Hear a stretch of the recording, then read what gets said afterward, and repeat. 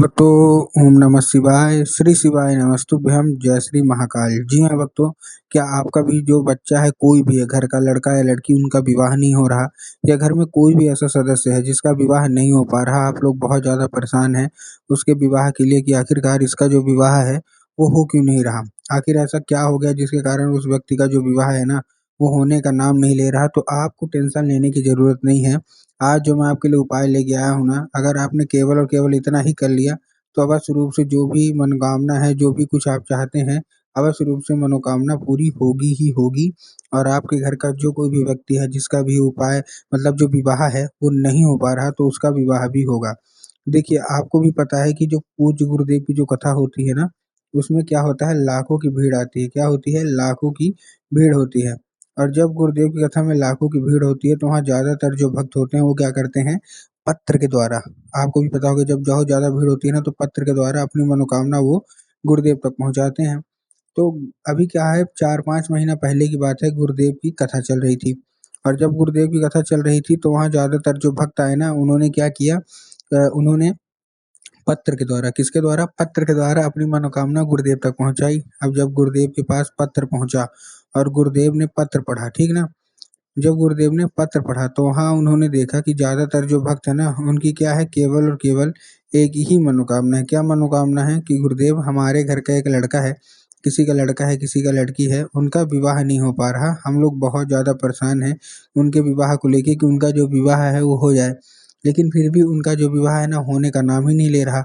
हर एक चीज़ सही चल रही होती है, हर एक चीज़ ठीक चल रही होती है, लेकिन अंत में आके कुछ न कुछ ऐसा होता है जिसके कारण उनका जो विवाह है ना, वो नहीं हो पाता। कृपया करके कोई उपाय बता दें।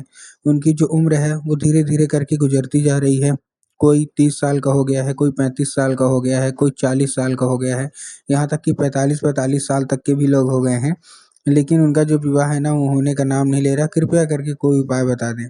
जब गुरुदेव ने देखा, तब गुरुदेव ने 2 से 3 उपाय बताए और कहा, केवल और केवल ये उपाय कर लेना, तुम्हारे घर का जो भी मतलब व्यक्ति है, जो भी सदस्य है, जिसका विवाह नहीं हो पा रहा, अवश्य रूप से उनका जो विवाह है ना, वो होगा ही होगा। जब गुरुदेव ने उपाय बताया तो लोगों ने जा जाके इस उपाय को घर में करना शुरू कर दिया। अब जैसे ही लोगों ने जा-जा के इस उपाय को घर में करना शुरू कर दिया, वही लोग गुरुदेव की कथा में मात्र 1 से डेढ़ महीने के बाद वापस आए। अब जब वही लोग गुरुदेव की कथा में वापस आए, तो उन्होंने क्या किया, फिर से एक बार गुरुदेव को पत्र लिखा। लेकिन ये वाला जो पत्र था, ये गुरुदेव को धन्यवाद के रूप में पत्र था कि गुरुदेव, धन्य हो आपका, आपके द्वारा बताया गया उपाय हमने कर लिया है। हमारी सारी की सारी जो इच्छा है, सारी की सारी मनोकामना है, वो पूरी हो गई है।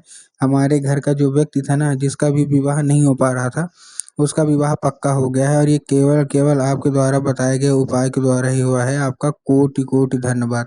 तो देखिए, जो लोग भी मेरी आवाज़ सुन रहे हैं ना, अगर आपको भी जानना है कि आखिर ऐसा कौन-सा उपाय है, जिसको करने मात्र से जो व्यक्ति का जिनका विवाह नहीं हो पाता, उनका विवाह पक्का हो जाता है, तो चलिए हम बताते हैं आपको आज की इस वीडियो के माध्यम से कि आपको करना क्या है।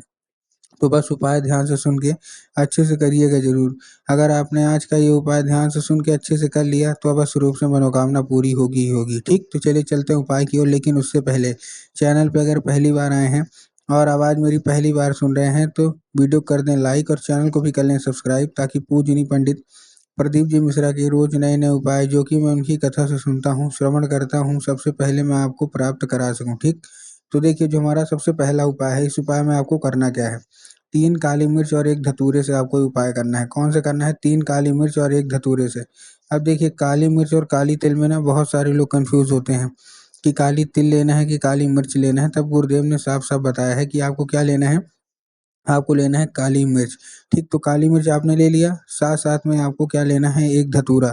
ठीक? अब इसके बाद आपको करना क्या है, जैसे आपने ले लिया, लेने के बाद आपको और क्या करना है, उसी व्यक्ति को भेज देना है कहाँ, सीधा-सीधा शिव मंदिर। ठीक? जिसका भी विवाह नहीं हो पा रहा, भेज दिया शिव मंदिर। शिव मंदिर जैसे वो पहुँचेगा, उसको बोलना है कि दक्षिण दिशा में खड़ा हो जाए और उत्तर की ओर अपना चेहरा कर ले। अब देखिए, दक्षिण और उत्तर में भी बहुत सारे लोग कन्फ्यूज़ होते हैं कि दक्षिण क्या है, उत्तर क्या है? हमको थोड़ा साफ-साफ बताओ। तब गुरुदेव ने साफ-साफ बताया है कि आप जिस भी शिव मंदिर जा रहे हैं, उस शिव मंदिर का जिधर साइड जलाधारी होगा, आपको अपना चेहरा उधर साइड करके खड़े हो जाना है। ठीक? खड़े हो गए? खड़े होने के बाद आपको एक नाम लेके, कौन-सा? महादेव का बहुत ही सुंदर सा नाम है, श्रम्भेश्वर महादेव। तो आपको करना क्या है, आपको श्रम्भेश्वर महादेव का नाम लेके उन्हीं का स्मरण करके आपको चुपचाप क्या कर देना है, आपको अर्पित कर देना है बस। पूज्य गुरुदेव कहते हैं कि अगर आपने श्रम्भेश्वर महादेव का ये उपाय कर लिया तो अवश्य रूप से मनोकामना जो भी है ना वो पूरी होगी ही होगी। ठीक, ये था कौन सा, ये था हमारा पहला उपाय। अब हम चलते हैं अपने दूसरे उपाय की ओर।